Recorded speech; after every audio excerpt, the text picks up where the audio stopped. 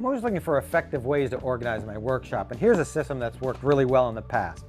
I've went out and got a couple of these clear plastic boxes that are used for tackle, for fishing tackle, and I use them in the shop.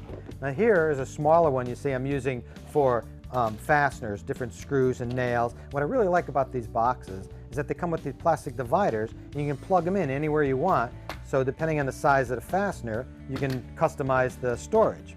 Now the larger boxes I like for hand tools, and again they have the plastic dividers, so you can set the dividers wherever you need to accommodate the tools you're storing.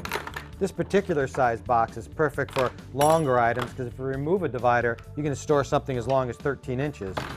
And these boxes only cost anywhere from $4 to $5 a piece. The other advantage to this system is that it's clear, so you can see exactly what you have. You don't have to open it up to see. Some of them even have this little hanging system so you can put it on the wall of your workshop. But what I really like is that they latch securely closed, so you can just close them up and take it with you.